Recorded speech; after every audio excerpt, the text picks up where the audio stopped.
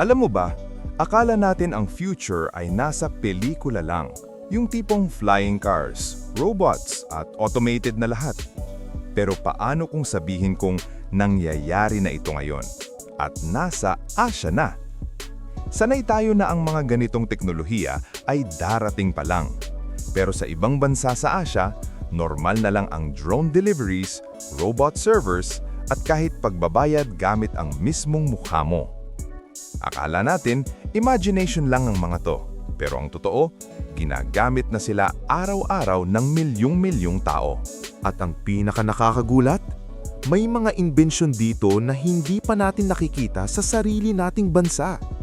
May iba na sobrang convenient, may iba na parang galing sa sci-fi movie, at may iba na mapapaisip tayo kung pwede bang i-implement sa Pilipinas.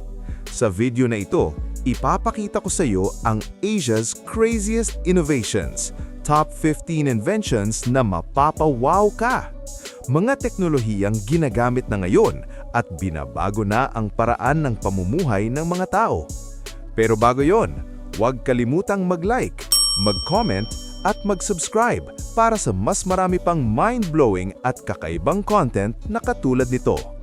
Handa ka na ba? Simulan na natin! Top 15. Cooling Bottle Vending Machine, Japan. Ang cooling bottle vending machine ay isang smart vending machine na kusang ina-adjust ang lamig ng inumin depende sa panahon. Kapag sobrang init, mas malamig ang tubig at sports drinks na nilalabas nito. Nakakamangha dahil gumagamit ito ng sensors at data para siguraduhing perfect ang temperature ng binibili mong inumin. Isang simpleng ideya na nagpapakita kung gaano kadetalyado mag-isip ang mga Japanese pagdating sa convenience. Alam mo ba? Ang cooling bottle vending machine ay kayang magpalamig o magpainit ng inumin base sa weather forecast ng araw na iyon. Top 14. Self-heating bentos, Japan. Ang self-heating bentos ay food-packed na umiinit mag-isa sa loob ng ilang minuto nang hindi kailangan ng microwave o kuryente. Perfect ito para sa mga taong laging nasa biyahe o walang oras magluto. Nakakamangha dahil pinagsasama nito ang pagkain at science sa iisang package. Isang patunay na kahit simpleng lunch lang ay pwede mo pa din ma-enjoy kahit nasaan ka man. Alam mo ba, ang self-heating bentos ay gumagamit ng chemical reaction na ligtas at kontrolado para painitin ang mga pagkain. Top 13. Robot Waiters in Restaurants, Japan. Ang robot waiters in restaurants ay tumutulong sa pagdadala ng pagkain at pag-a-assist sa customers. Nakakamangha ito dahil nababawasan ang workload ng staff habang mas bumibilis ang serbisyo. Bukod sa efficiency, nagbibigay din ito ng kakaibang dining experience na parang nasa future ka. Isang example kung paano tinutulungan ng mga robots ang tao, hindi pinapalitan. Alam mo ba, maraming robot waiters sa Japan ang kayang mag-navigate ng mag-isa gamit ang sensors at AI. Top 12. Wireless chargers on table sa China. Ang wireless chargers on table ay built-in charging pads sa mga mesa sa cafes, airports at public spaces ng China. Ipatong mo lang ang phone mo at kusa na itong magcha-charge. Nakakamangha dahil tinatanggal nito ang hassle ng cables at saksakan. Isang maliit na innovation na sobrang ramdam sa araw-araw. Alam mo ba? Sa China, ang wireless chargers on table ay madalas libre bilang parte ng customer experience. Top 11. Phone sanitizers in public restrooms, South Korea. Ang phone sanitizers in public restrooms ay UV machines na naglilinis ng cellphone sa loob lang ng ilang segundo. Nakakamangha ito dahil isa ang mobile phone sa pinakamaduming gamit na hinahawakan natin araw-araw. Sa simpleng ideya na ito, napapangalagaan ang kalusugan ng publiko. Maliit na innovation pero may malaking impact sa hygiene. Alam mo ba, ang phone sanitizers ay kayang pumatay ng halos lahat ng bakterya gamit ang UVC light. Top 10. Recycling Bottle Machine with Reward System, Japan. Ang recycling bottle machine with reward system ay tumatanggap ng plastic bottles kapalit ng rewards tulad ng points o discounts. Nakakamangha ito dahil ginagawang exciting at rewarding ang pagre-recycle. Hindi lang ito tungkol sa basura, kundi sa pagbabago ng ugali ng tao. Isang matalinong paraan para tulungan ang kalikasan. Alam mo ba, sa Japan, ang recycling bottle machines ay minsang naging konektado sa transport cards at shopping apps. Top 9. High-tech bus stops sa South Korea. Ang high-tech bus stops ay may air conditioning, Wi-Fi, charging ports, at real-time bus updates. Nakakamangha ito dahil ginagawang komportable ang paghihintay ng mga pasahero kahit sa matinding init o lamig. Isa itong malaking upgrade sa public transportation experience. Para sa commuters, ay parang maliit na lounge ito sa kalsada. Alam mo ba, ang high-tech bus stop sa South Korea ay may air filters para protektado ang commuters laban sa pollution. Top 8. Delivery robot in hotels and streets, China. Ang delivery robot in hotels and streets ay robots na nagde-deliver ng pagkain, packages at hotel essentials nang walang human contact. Nakakamangha ito dahil kaya nilang mag-navigate sa elevators, hallways at sidewalks gamit ang sensors at AI. Malaking tulong ito sa efficiency at safety, lalo na sa hotels at busy cities. Isang malinaw na patunay na hindi na lang pang-movie ang robots, kundi kasama na natin sila sa araw-araw.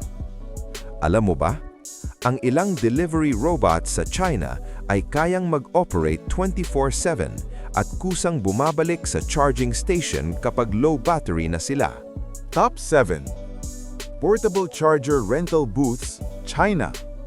Ang portable charger rental booths ay mga stations kung saan pwedeng manghirami ang power bank kahit saan.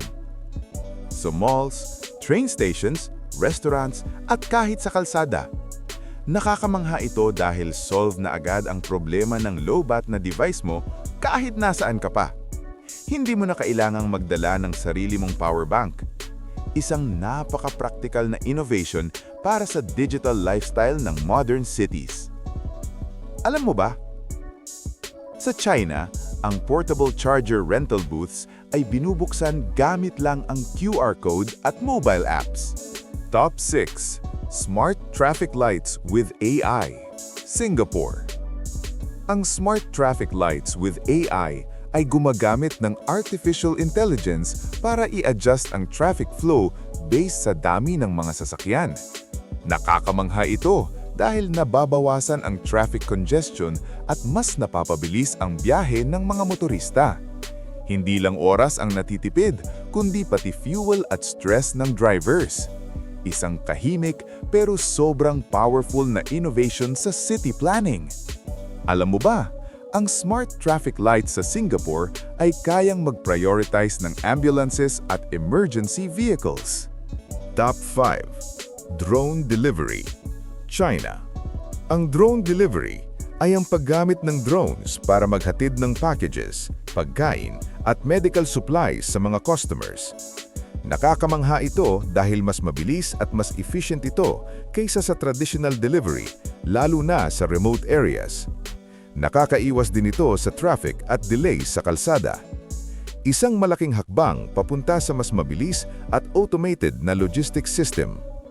Alam mo ba, sa China, ang drone delivery ay ginagamit na rin para sa emergency medical supplies sa mga liblib na lugar. Top 4.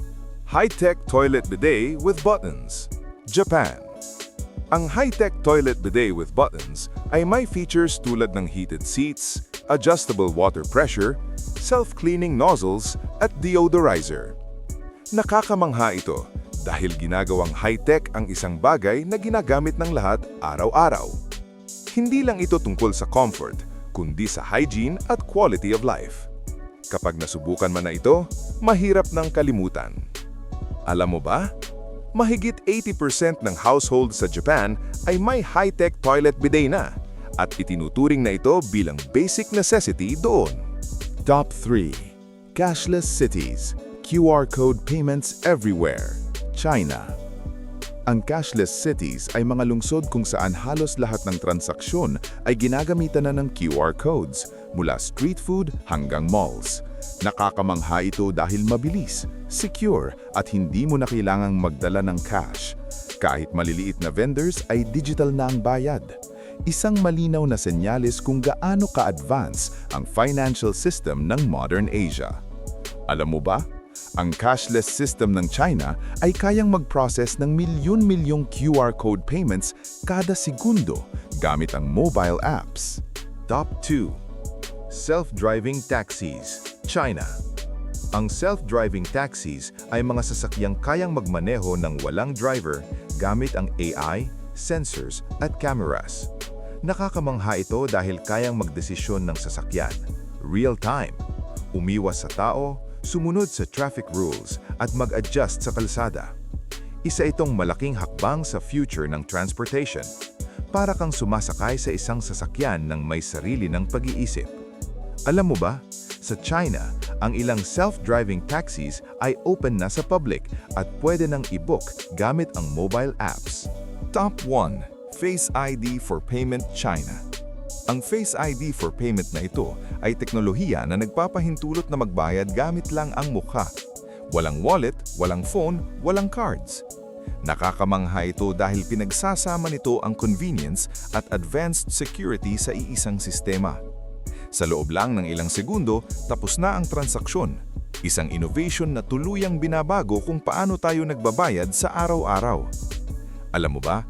Ang Face ID for Payment sa China ay gumagamit ng AI na kayang makilala ang totoong tao at hindi nadadaya ng litrato o video. At ayan na nga, ang Asia's Craziest Innovations. Top 15 inventions na mapapawaw ka. Mga teknolohiyang hindi lang basta idea, kundi ginagamit na ngayon sa iba't ibang bansa. Iba-iba man ang anyo at antas ng teknolohiya ng bawat innovation, marirealize na lang natin na ang future ay hindi na lang nating hinihintay, kundi nandito na ngayon. Ikaw, kabida, alin sa mga innovation na to ang pinakagusto mong ma-experience? At alin sa tingin mo ang sobrang advanced na para sa ating bansa? At kung dumating ang panahon na normal na lang ang cashless cities, AI traffic lights, at self-driving vehicles, kailan kaya natin to mararanasan sa Pilipinas? Handa na ba ang bansa natin? O may mga bagay pa tayong kailangang ayusin bago mangyari to? I-comment mo na sa baba ang opinyon mo. Anong innovation ang gusto mong makita sa Pilipinas ngayon na o sa future pa? Tandaan, ang teknolohiya ay hindi lang tungkol sa bilis at galing, kundi kung paano nito pinapabuti ang buhay ng tao. At kung nagustuhan mo ang video na ito, huwag kalimutang mag-like, mag-share, at mag-subscribe para sa mas marami pang kakaiba, mind-blowing, at future-ready content na katulad nito. Salamat sa panonood! Hanggang sa muli, kabida!